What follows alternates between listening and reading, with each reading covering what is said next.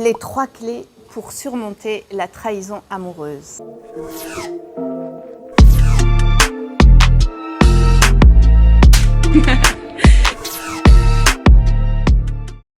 Bonjour, si tu ne me connais pas encore, je suis Karima Abbassi, je suis coach, entrepreneur et créatrice de la méthode Namaera et je suis là pour t'aider à dépasser tes blocages. Alors, si aujourd'hui tu te retrouves dans ces situations, tu as déjà essayé pléthore de solutions et que tu en es toujours au même point, je te propose de prendre un rendez-vous avec moi ou un membre de l'équipe Namaera. Tu vas voir sous la vidéo, tu vas trouver un lien sur lequel tu auras juste à cliquer. Ce rendez-vous, ce bilan qu'on te propose chez Namaera, il est offert et sans engagement et ça peut tout simplement changer ta vie. Alors vas-y, tu n'as absolument rien à perdre et tu as juste à y gagner. Alors n'hésite pas, fais-le. Et puis surtout, pense à t'abonner, pense à liker, pense à partager évidemment si cette vidéo peut aider quelqu'un de ton entourage. Qui n'a pas été trahi au moins une fois dans sa vie ? Même moi, je l'ai été. Même moi, j'ai vécu une voire 2 infidélités alors dans des cas différents, mais n'empêche que le résultat a été le même. Et c'est ce qui m'a amené finalement à travailler sur moi, à réfléchir et à chercher une solution pour m'en sortir. Et j'ai trouvé ces trois clés que j'aimerais te proposer et te démontrer à la fin de cette vidéo. Donc, je te propose vraiment de regarder jusqu'au bout. Avant, j'ai des choses à te dire quand même. Sur des compréhensions et des prises de conscience que j'ai faites. Déjà, bien sûr, quand tu as vécu une trahison amoureuse, que ton compagnon ou ta compagne te trahit et que évidemment c'était pas dans le pacte.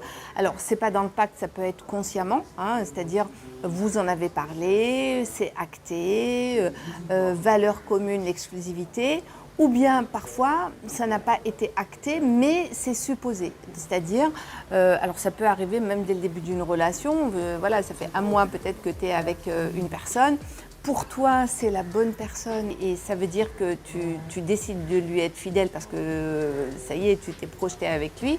Donc tu supposes que l'autre aussi est dans la même situation. Et donc on t'apprend que soit il est sorti avec une autre fille ou bien qu'il a une autre femme dans sa vie, ou bien que tu es marié ou tu es en vie maritale depuis longtemps avec un homme et que tu découvres un jour qu'il a une autre vie ou qu'il a une maîtresse depuis plusieurs semaines, plusieurs mois, plusieurs années. Bien sûr, je sais ce que c'est. Le monde s'écroule.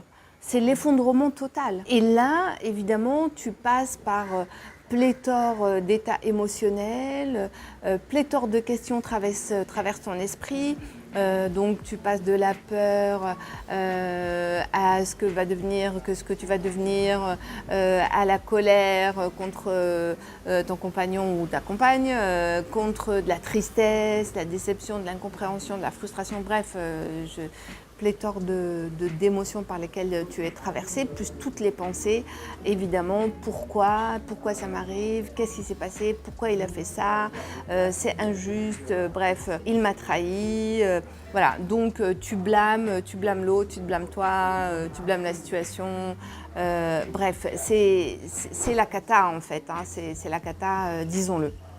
Donc je sais, hein, j'ai traversé ces états-là, donc je sais pertinemment de quoi il s'agit. Ça c'est un peu normal, on va dire. Quand tu apprends la nouvelle au moment où tu l'apprends, c'est normal que ça te bouleverse. Ça c'est ok. Par contre, là où je suis pas ok, c'est quand je parle à des femmes qui ont vécu cette situation il y a déjà plusieurs mois, voire même parfois plusieurs années, et qu'elles sont toujours dans cet enfermement et dans cette colère ou cette tristesse et qu'elles n'arrivent pas à passer à autre chose, et c'est peut-être ton cas et c'est peut-être pour ça que tu regardes, là c'est plus ok. Là il y a un problème et le problème c'est pas l'autre, c'est toi en fait là le problème. Et on va en parler. Maintenant j'ai réfléchi moi-même à ce qui se passe au moment d'une trahison où tu apprends que tu as été trahi, que ton compagnon ou ta compagne t'a trahi. Qu'est-ce qui se passe? J'ai bien réfléchi et bien sûr ça a été... c'est pas une réflexion qui est arrivée d'un coup, une prise de conscience qui est arrivée d'un coup. Ça a été un cheminement vraiment intérieur, de résilience, d'acceptation, de lâcher prise, qui m'a permis d'arriver à cette réflexion et j'ai vraiment envie de te la partager. Alors peut-être que tu vas être un peu surprise ou ça ne va pas vraiment te plaire, mais n'empêche qu'il y a quand même un fond qui est réel et je t'invite vraiment à y réfléchir, à méditer dessus. Donc si même tout de suite, là maintenant, tu vas avoir du mal à l'accepter, en tout cas ne la rejette pas et prends-la en compte, reviens dessus, écris-la, inspire-toi de cette réflexion pour trouver ta propre réponse à toi. Alors, moi, ma réflexion, ça a été quoi? Ça a été de dire, en vérité, au moment où j'apprends qu'il y a trahison ou infidélité, ou alors quand je parle trahison, infidélité, je porte déjà un jugement moral, ça veut dire que j'estime que c'est mal. Mais en tout cas, quand j'apprends que mon partenaire a une autre femme ou est allé ailleurs, eh bien, en vérité, je suis blessée. Pourquoi? Parce que à ce moment-là, je m'interroge, je me dis comment, mais ça je ne me le suis pas dit consciemment, mais au fond inconsciemment c'était ma pensée, comment cet homme que j'aime, qui me disait qu'il m'aimait, comment cet homme à qui j'ai accordé toute ma confiance est capable d'agir, sachant pertinemment qu'il va me faire mal, qu'il va me blesser. Comment il a pu faire ça sans prendre en considération ce que moi, je peux ressentir. En fait, c'est là où l'incompréhension, elle réside. Pour soi, à ce moment, quand on le vit. On se dit, mais comment l'autre a pu choisir son plaisir à lui sans tenir compte de mon bien-être? Et c'est là où on tourne en rond. On est complètement centré sur soi, on est centré sur son ressenti, sur ses intérêts, et on ne réfléchit pas à l'intérêt de l'autre. C'est-à-dire qu'on ne se pose pas la question pourquoi l'autre est allé vers une autre ou un autre ou pourquoi. Et c'est là où le bas blesse en réalité. Parce que notre réaction est purement personnelle. Je ne dirais pas égoïste parce que ça n'est pas là, mais en tout cas purement personnelle. C'est-à-dire qu'à ce moment-là, en vérité, on n'admet pas que notre partenaire puisse avoir la liberté de faire selon sa guise, de choisir d'avoir des rapports ou une liaison ou une relation avec une autre personne que soi, parce que nous, on considère que c'est comme ça que ça doit se passer. Mais je t'entends dire à partir de là, oui mais Karima, on s'est promis l'exclusivité, ça a été acté. Alors oui, parfois ça a été acté, la fidélité, parfois non. Parfois, c'est juste une supposition que l'on fait. Alors, j'y reviendrai tout à l'heure. Je répondrai à cette question un peu plus tard dans la vidéo. Ensuite, l'enjeu, c'est que au moment où on apprend cette trahison, qu'est-ce qui se passe? En fait, cet acte devient une sorte de miroir dans lequel on se voit, mais on voit une image de soi complètement dégradée. C'est-à-dire qu'on se dit, voilà, je ne suis pas à la hauteur, c'est moi qui ne suis pas à la hauteur, c'est moi qui ne suis pas bien, c'est moi, l'autre elle est mieux que moi, sûrement. Donc on commence à prendre vraiment, encore une fois, on ramène ça à soi et on oublie l'autre en fait, tout simplement. On ramène ça à soi comme étant le reflet d'une problématique que nous avons.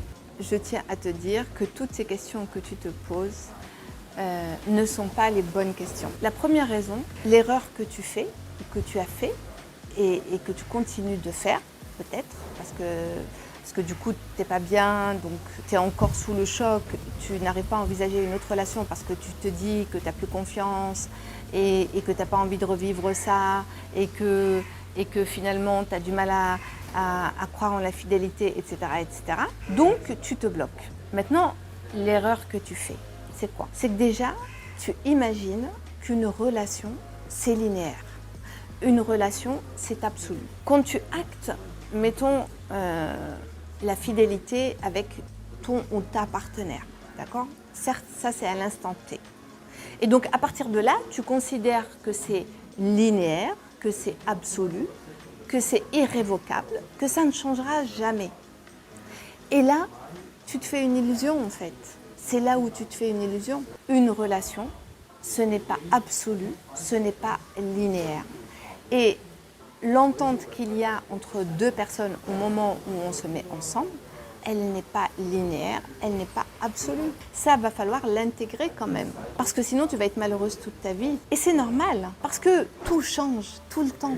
y compris la nature. Donc comment veux-tu que nous, les êtres humains, qui sommes soumis à des émotions de façon constante, parce que c'est ce qui nous caractérise quand même en partie, comment veux-tu qu'on soit toujours les mêmes?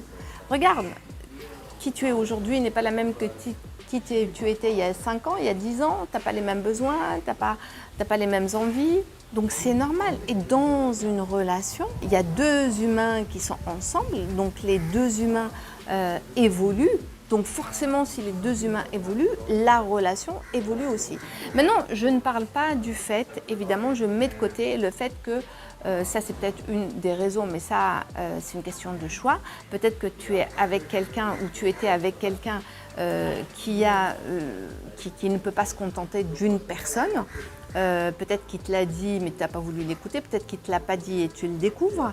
Mais en tout cas, ça t'y peut rien, hein, c'est juste on va dire une erreur de casting ou un choix qui n'était pas le bon par rapport à toi, à ta vision des choses. Mais ça, soit parce que il te l'a vraiment caché et tu ne l'as pas vu, soit tu t'en doutais mais tu as fait comme si tu voyais rien, soit tu as espéré qu'il allait changer. Donc dans les trois cas, de toute manière, c'est une question de choix et à un moment donné, quand un choix ne fonctionne plus, il faut arrêter de faire ce choix-là et prendre un autre chemin.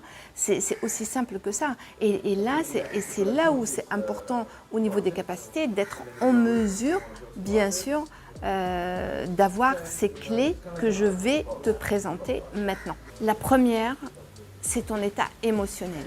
En réalité, aujourd'hui, ce qui te bloque, au moment où tu l'apprends et voire maintenant, ce qui te bloque, ce n'est pas ce qui s'est passé, c'est comment ça agit sur toi, sur tes émotions, sur ton humeur, sur ton état d'esprit. Donc forcément, ça bouleverse. Donc qui dit bouleversement dit émotion. Et qui dit émotion dit forcément des émotions là pas confortables. Donc colère, tristesse, frustration, incompréhension, etc. Donc quand tu es triste, quand tu es en colère, quand tu es frustré, c'est surtout pas là que tu peux faire les bons choix. C'est surtout pas là que tu peux réellement avoir toute ta tête pour réfléchir et prendre la meilleure décision pour toi. Donc quand tu es dans ces états-là, surtout ne prendre aucune décision et de veiller à retrouver un état émotionnel, je dirais, qui est meilleur, donc dans un premier temps neutre. C'est-à-dire que tu sois complètement libéré de tout ressentiment, de cette colère, de cette tristesse ou de cette frustration. C'est réellement de t'arrêter sur toi. Quand il y a ce pépin qui t'arrive, voilà, j'insiste, le premier job, la première mission que tu as à faire, c'est tu mets de côté ce qui est arrivé, voilà, tu le sépares de toi, voilà, tu le sépares de toi et tu te concentres sur toi. Ok. Donc ça veut dire quoi? Ça veut dire qu'au moment où ça m'arrive, je m'arrête sur mes émotions. Ok, d'abord, c'est là où c'est intéressant que tu saches gérer tes émotions. Gérer ces émotions, c'est être capable de la nommer, de l'accueillir, hein, de comprendre le besoin de ces émotions, ce qui va te permettre d'agir en fait, et d'abord de les apaiser, puis après d'agir. Donc, première chose, t'arrêter sur toi, te libérer de ces émotions-là pour retrouver déjà un état neutre, pour avoir un maximum ou un minimum de lucidité de manière à agir au mieux pour tes intérêts. Okay. Et la deuxième clé, c'est de changer ta façon de percevoir les choses, ton mindset, d'accord, ta perception. Au moment où ça t'arrive, et voire même si cela t'est arrivé il y a déjà plusieurs mois ou plusieurs années, tu es encore en train de dire que cet événement marque la fin de ta vie, l'écroulement, que ça gâche ta vie, que ta vie est foutue en quelque sorte, parce que tu as tout misé sur cette relation-là et sur cet homme-là ou cette personne-là ou ce compagne ou sa compagne-là, et que tout d'un coup, cette déception, cette trahison, finalement, remet en question tout le reste de ta vie. Donc, première clé, change et shift là au niveau de ta façon de voir les choses. Dis-toi plutôt que cet événement est le début d'une autre vie, seule ou avec une autre personne. Mais en tout cas, c'est le début de quelque chose de nouveau. Alors je sais, c'est facile à dire, mais c'est très facile aussi à appliquer parce que c'est juste une question de choix. hein. Et c'est là où ça suppose que tu es capable de lâcher prise, de lâcher le contrôle, d'accord?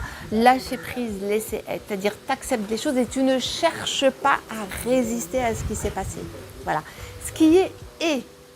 Donc ça ne sert à rien de résister contre cette chose-là. Et c'est vraiment important, parce qu'il n'y a aucune raison que la vie se termine avec cette personne-là. Il y a 7 milliards d'individus ou plus sur Terre. Donc, et aujourd'hui, si avec cet homme-là, ce n'est pas possible, il y a d'autres possibilités avec d'autres personnes. La troisième clé, et celle-là, elle est vraiment, vraiment importante.